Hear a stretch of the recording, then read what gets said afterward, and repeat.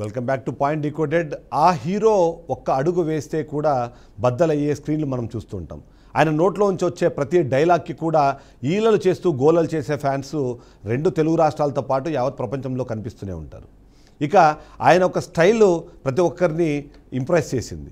ఆయన మేనరిజం అన్నది చాలామందికి ఒక రకమైన ఇన్స్పిరేషన్ పాయింట్గా మారింది. అంతేకాకుండా సినిమాల్లో ప్రారంభమయ్యి ఆ తర్వాత పొలిటీషియన్గా మారిన తీరు, ఆ పొలిటీషియన్గా మారే తీరులో ఆయన ఎదుర్కొన్న ఛాలెంజెస్ అవన్నీ కూడా ఇవాళ ఆయన్ని ప్రతి ఒక్కరూ ఒక ఐడల్గా భావించేంత స్థాయిలో ఉన్నారు. నేను ఎవరి గురించి చెప్తున్నాను అంటే ఎవరైతే ఆంధ్రప్రదేశ్ రాష్ట్ర డిప్యూటీ సీఎం అలాగే జనసేన అధినేత పవన్ కళ్యాణ్. ఇక్కడ వరకు బాగానే ఉంది, కానీ ఒక్కసారిగా ఆయన ఈ మధ్యకాలంలో చేస్తున్న వ్యాఖ్యలు, అంతేకాకుండా ఆయన యూజువల్గా కూడా ఆయన యూజ్ చేసే వర్డ్స్ అన్నవి వార్కి దారి తీస్తాయి అన్నది మనకు అర్థమవుతుంది. అందుకని ఇవాళ నేను పవర్ స్టార్ని కాస్త పవర్ స్టార్గా చేశాను. ఎందుకంటే ఆయన మాటలు యుద్ధాన్ని తలపిస్తుంటాయి, కొన్ని సందర్భాల్లో అనవసరమైన యుద్ధాన్ని ప్రేరేపిస్తుంటాయి అని. ఆంధ్రప్రదేశ్ రాష్ట్రం విడిపోయిన తర్వాత రాష్ట్రాలుగా విడిపోయినా మనము తెలుగు ప్రజలుగా కలిసి ఉండాలని చెప్పి ప్రతి ఒక్కరూ మాట్లాడుతూ ఉంటారు. అంతేకాకుండా అన్నదమ్ముల్లాగా ముందుకు వెళితేనే రెండు తెలుగు రాష్ట్రాలు కూడా బాగుపడే అవకాశం ఉంది అన్నది చెబుతూ ఉంటారు. అందులో ముఖ్యంగా అధికారంలో ఉన్న రెండు పార్టీలు, అధికారంలో ఉన్న రెండు ప్రభుత్వాలు ఒకరితో ఒకరు చెయ్యేసి నడిస్తేనే అభివృద్ధి అన్నది సాధ్యమవుతుంది. కేంద్ర ప్రభుత్వం నుంచి ఏదైనా తెచ్చుకునేటప్పుడు కానివ్వండి, విభజన హామీలకు సంబంధించిన అంశాలు కానివ్వండి, ఇప్పటికీ పరిష్కారం కానీ నీళ్లకు సంబంధించిన అంశాలు కానివ్వండి, ఎన్నో అంశాలు ఇలా రెండు రాష్ట్రాలు కలిసి ముందుకు వెళ్లాల్సిన అవసరం ఉంటుంది. కానీ పవన్ కళ్యాణ్ ఈ మధ్య చేసిన వ్యాఖ్యలు అన్నవి ఈ రెండు రాష్ట్రాల మధ్యలో ఉన్న ఆ సామరస్యాన్ని దెబ్బతీసిందని అనుమానం కనిపిస్తుంది. అంతేకాకుండా గతంలో కూడా ఆయన తెలంగాణ రాష్ట్రం పైన చేసిన కమెంట్సు, తెలంగాణ రాష్ట్ర అవతరణకు సంబంధించి ఆయన వెలుబుచ్చిన అభిప్రాయాలు కూడా గతంలో కాంట్రవర్సీ అయిన నేపథ్యంలో ఇప్పుడు ఒక కొత్త కాంట్రవర్సీకి ఆయన తెర తీశారు. ఆ తెర తీసి చాలా రోజులైంది, కానీ దాని రియాక్షన్స్ మాత్రం కాస్త లేటుగా స్టార్ట్ అయిన నేపథ్యంలో ఏంటి ఆ కమెంట్స్ చేసిన తర్వాత జరుగుతున్న పరిణామాలు ఏంటి, వాటిని డీకోడ్ చేసే ప్రయత్నం చేద్దాం. ఫస్ట్ క్వశ్చన్ చూద్దాము.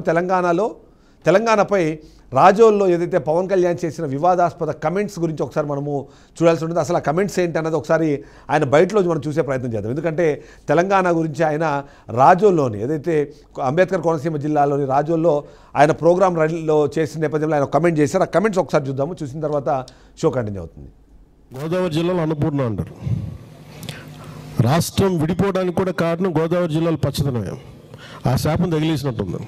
ఈరోజు గోదావరి జిల్లాలో మొత్తం కొబ్బరి చెట్లతోటి, తెలంగాణ నాయకులంతా అంటారు కొబ్బరి చెట్లతో చాలా ఆనందంగా ఉంటుంది, మీరు ఏమంటుందని పచ్చదనంతో చాలా బాగుంటుందండి. ఈరోజు కొబ్బరి చెట్లు ముండలు కూడా లేవు, అంత దిష్టి తగిలింది కోనసీమకి. కళ్ళ ముందు ఒక మొక్క ఎదిగి ముండలు లేకుండా పడుతుంటే ఒక నిలువెత్తి ఎదిగిన బిడ్డ చచ్చిపోయినట్టే ఉంటుంది. ఆ బాధ నాకు తెలుస్తుంది. తెలంగాణ రాష్ట్ర విభజనకి కారణం ఏంటి అని ఏ ఒక్కరిని అడిగినా చెబుతారు. ఖచ్చితంగా తెలంగాణ ప్రాంత ప్రజలు తాము అణచివేయబడ్డారని, సెకండ్ సిటిజన్గా చూడబడ్డారని చెప్పి అదే భావనతోనే, అంతేకాకుండా తెలంగాణ రాష్ట్ర రాజధానిగా ఉన్న హైదరాబాదు అభివృద్ధి పదంలో ముందున్నా సరే ఆ ఫలాలు మాకు అందట్లేదనే బాధతోనే తెలంగాణ రాష్ట్రానికి సంబంధించిన విభజన, ప్రత్యేక రాష్ట్రానికి సంబంధించిన కోరిక అన్నది వచ్చింది. నీళ్లు, నిధులు, నియామకాలు, ఈ కారణంగానే మాకు ప్రత్యేక రాష్ట్రం కావాలని చెప్పి దశాబ్దాలుగా పోరాడి మరీ తెలంగాణ తెచ్చుకున్న వాళ్లను ఇప్పుడు ఈయన చేసిన కమెంట్స్ అన్నవి కాస్త ఇబ్బందిని క్రియేట్ చేశాయన్నది చెప్పాల్సిన అవసరం అయితే మనకు కనిపిస్తుంది. కోనసీమ పచ్చదనానికి తెలంగాణ దృష్టి దోషం తగిలింది అని చెప్పిన మాట ఏదైతే ఉందో అది కాస్త ఎబ్బెట్టుగా ఉంది. అంతేకాకుండా కోనసీమ ఆకుపచ్చదనం ఏదైతే ఉందో అది తెలంగాణ ప్రజలు విడిపోవడానికి ఒక కారణమని ఆయన చెప్పిన నేపథ్యం ఏదైతే ఉందో అది ఇప్పుడు ఒక్కొక్కరుగా దాని మీద రెస్పాండ్ అవ్వడం స్టార్ట్ చేస్తున్నారు. తెలంగాణ వాళ్ళు కోనసీమను చూసి కుళ్ళుకుంటూ వ్యతిరేక దృష్టి పెడుతున్నారని చెప్పి ఆయన చెప్పిన వ్యాఖ్యల అర్థంగా మనకు కనిపిస్తుంది. దాని కారణంగానే కొబ్బరి చెట్లు వాడిపోతున్నాయని, కొబ్బరి చెట్లు మొండుబారిపోతున్నాయని చెప్పిన ఈ మాటలు ఏవైతే ఉన్నాయో అవి ఇప్పుడు ఈ వివాదానికి కేంద్ర బిందువుగా మారాయి. అంబేద్కర్ కోనసీమ జిల్లా పర్యటనలో రైతుల సమస్యల గురించి చర్చిస్తూ ఆయన ఈ మాటలు మాట్లాడారు. సరే, ఈ మాటలు మాట్లాడారు, దానికి సంబంధించిన ఏదైతే అక్కడికి వెళ్ళిన కారణం ఏంటి, అక్కడ మాట్లాడిన మాటలు ఏంటని దానికి సంబంధించిన డిస్కషన్ జరుగుతున్న నేపథ్యంలో ఇప్పుడు ఈ నేపథ్యంలో మనకి సెకండ్ క్వశ్చన్ మనకు రైజ్ అవుతుంది. తెలంగాణకు సంబంధించి పవన్ కళ్యాణ్ ఇప్పుడు మాత్రం ఇలా మాట్లాడారా, గతంలో కూడా ఏమైనా మాట్లాడారా, కాంట్రవర్షియల్ కమెంట్స్ ఏమైనా చేశారా అన్నది కూడా ఒక డిస్కషన్ జరుగుతున్న నేపథ్యంలో అది మనం ఇప్పుడు డిస్కషన్ చూడాల్సి ఉంటుంది. మొదటిది ఇప్పుడు ఏదైతే కోనసీమకు సంబంధించి ఆయన చెప్పడం అన్నది మనం చూసాం. గతంలో కూడా కొన్ని పాయింట్స్ ఆయన ముఖ్యంగా ఏదైతే తెలంగాణ రాష్ట్ర విభజనకు సంబంధించి మాట్లాడినప్పుడు కూడా దాదాపుగా 11 రోజుల పాటు నేను భోజనం మానేశాను ఆంధ్రప్రదేశ్ నుంచి తెలంగాణ రాష్ట్రం విడిపోయిన కారణంగా అని చెప్పి ఆయన మాట్లాడిన పరిస్థితి మనం చూసాం. అంతేకాకుండా గతంలో తెలంగాణలో ఆంధ్ర మూలాలు వారిని ఆంధ్రలుగా గుర్తించి దెబ్బతీస్తున్నారని కూడా గతంలో ఒకసారి ఆయన మాట్లాడేటప్పుడు ఒక మాటని చెప్పారు. అంతేకాకుండా ఎన్టీఆర్ అధికారంలోకి రావడంతోనే తెలంగాణ ప్రజలు వరి అన్నం తినడం మొదలుపెట్టారని చెప్పి అంతకుముందు కూడా అలాంటి ఒక కామెంట్ చేశారు. ఇక తెలంగాణ బీజేపీ నేతలపై అప్పట్లో వివాదాస్పదాలు చేసిన నేపథ్యం కూడా మనకు తెలుసు. అప్పుడు ఎన్నికల టెన్షన్కు కూడా ఆయన ఒక కారణమైన పరిస్థితుల్లో మనం అప్పట్లో అబ్జర్వ్ చేశాము. ఇక తెలంగాణలో ఆంధ్రాలను గుంపుగా చేసి దెబ్బలు కొడుతున్నారని చెప్పేసి ఆయన సోషల్ మీడియాలో వచ్చి మాట్లాడి అప్పుడు కూడా విమర్శలు లేపారు. సో ఈ విధంగా చూస్తే మాత్రం తెలంగాణ రాష్ట్రానికి సంబంధించి ఆయన చేసిన వ్యాఖ్యలు అన్నవి తెలంగాణ రాష్ట్రంలో ఉంటే తెలంగాణ నా తెలంగాణ తల్లి బంగారు తెలంగాణ అనే మాటలు మాట్లాడతారు. అదే ఆంధ్రప్రదేశ్ రాష్ట్రానికి వెళ్ళినా వేరే ప్రాంతాలకు వెళ్ళినప్పుడు తెలంగాణను క్రిటిసైజ్ చేసి మాట్లాడతారు అనే ఒక ఆరోపణ అయితే ఆయన ఎప్పటి మీద ఉంటుంది. అదొక్కటే కాదు, ఆయన మాట్లాడే పద్ధతిలో కానివ్వండి, ఆయన మాట్లాడుకునే అంశాల్లో కానివ్వండి, ఏ ప్రాంతానికి వెళ్తే ఆ ప్రాంతాన్ని ఆయన పొగిడే క్రమంలో వేరే ప్రాంతాన్ని కించపరుస్తారు అన్న ఒక ఆరోపణ కూడా ఉంది. ఏ ప్రాంతానికి వెళ్తే ఆ ప్రాంతంలో పుట్టినట్టుగా లేదా ఆ ప్రాంతంలో పెరిగినట్టుగా లేదా ఆ ప్రాంతంలో చదువుకున్నట్టుగా చెప్పే ఒక సంస్కృతి ఆయనకు ఉంది అన్నది వింటూ ఉంటారు. అంతేకాకుండా ఏదైతే సినిమాల్లో హీరో క్యారెక్టర్ మారినట్టుగా ఆయన ప్రాంతాలకు వెళ్ళినప్పుడు ఆయన క్యారెక్టరైజేషన్ మార్చుకుంటారనే విధంగా కూడా ఆయన మీద ఆరోపణలు ఉన్నాయి. కూటమి ప్రభుత్వంతో ఉన్నప్పుడు మోడీ అనేవాడు మాత్రమే ఈ దేశానికి ఒక దిక్సూచిగా ఉంటాడు అని చెప్పిన వ్యక్తి అదే కూటమి నుంచి బయటకు వచ్చినప్పుడు కామ్రేడ్లను కమ్యూనిస్టులను పైకెత్తి చెప్పేటప్పుడు పాచిపోయిన లడ్డూలు ఇచ్చిన పార్టీగా బీజేపీని అప్పట్లో ఆయన చెప్పిన పరిస్థితి ఉంది. జగన్మోహన్ రెడ్డిని విమర్శించారు. అది ఆయన అన్ని సందర్భాల్లో చేస్తే చంద్రబాబు నాయుడుతో విడిపోయి బయటకు వచ్చినప్పుడు రాష్ట్రంలో జరిగిన అవినీతి మొత్తము లోకేష్ ద్వారానే జరుగుతుంది అంటూ కూడా కొన్ని ఆరోపణలు చేసిన నేపథ్యం ఉంది. కానీ ఆ తర్వాత మళ్ళీ వచ్చి ఇప్పుడు అదే పార్టీతో కలిసి ప్రభుత్వాన్ని పంచుకుంటున్నారు. సో ఇలా ఆయన మాటల్లో ఒక ఖచ్చితత్వం ఉండదు, ఆయన ఒక స్టెబిలిటీ ఉండదు అన్న ఒక ఆరోపణ అయితే అప్పటికప్పుడు వినిపిస్తుంటుంది. ఇక కామెంట్స్ చేశారు, బాగానే ఉంది.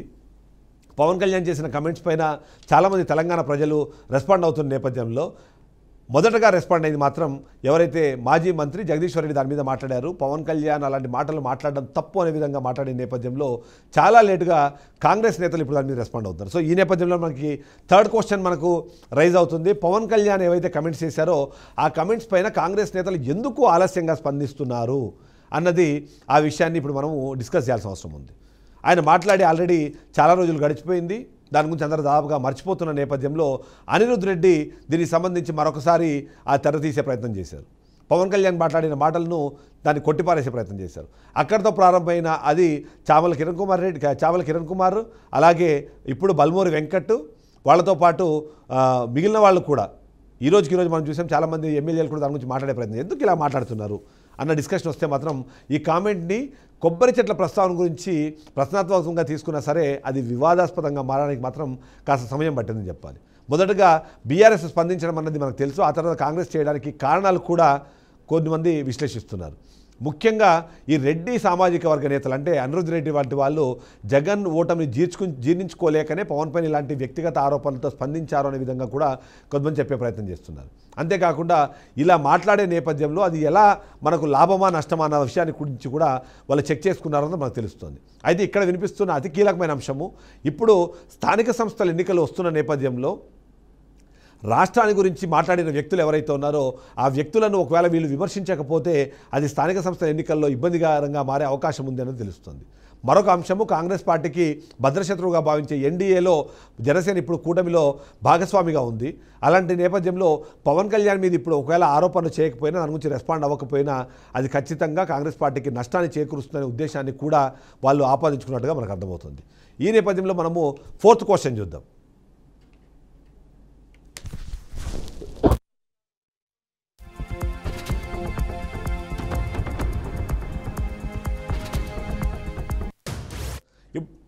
ఇప్పుడు మనకి ఈ కమెంట్స్ రెండు రాష్ట్రాల మధ్య సంబంధాలపై ప్రభావం చూపుతాయన్న ఒక ప్రశ్న మనకి తలెత్తున్న నేపథ్యంలో ఖచ్చితంగా ఈ విషయం పైన కూడా మనం డిస్కస్ చేసుకోవాలి. ఎందుకంటే ఏదైతే మొదటి నుంచి కూడా రెండు రాష్ట్రాలుగా విడిపోయిన తర్వాత ఎంతో కొంత హ్యాండ్ ఇన్ హ్యాండ్ వెళ్తున్నారు.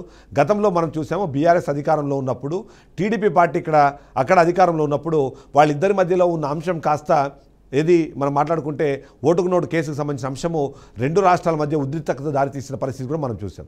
ఆ తర్వాత 2023లో ఇక్కడ రాష్ట్రము ఏదైతే ఇక్కడ ఉన్న ప్రభుత్వం మారిన తర్వాత అప్పటికి ఇంకా జగన్మోహన్ రెడ్డి అక్కడ అధికారంలో ఉన్నప్పుడు రేవంత్ రెడ్డి వర్సెస్ జగన్మోహన్ రెడ్డి తరహాలో కూడా ఏదైతే మనకు నాగార్జున సాగర్ మీద ఇష్యూస్ జరిగింది కూడా మనం చూసాం. అంటే రెండు ప్రభుత్వాలు కలిసి ముందుకు వెళ్తే వచ్చే లాభం కన్నా రెండు ఇబ్బందులు పడే అవకాశం ఎక్కువ కనిపిస్తుంది. ఇక్కడ కాంగ్రెస్ పార్టీ అంటే ఎన్డీఏ కూటమిలో భాగస్వామిగా ఉండి అక్కడ ఎన్డీఏ కూటమిలో భాగస్వామ్యంగా ఉన్న టీడీపీ అలాగే జనసేనలో బీజేపీ కలిపి అక్కడ ప్రభుత్వం ఉన్న నేపథ్యంలో ఇలాంటి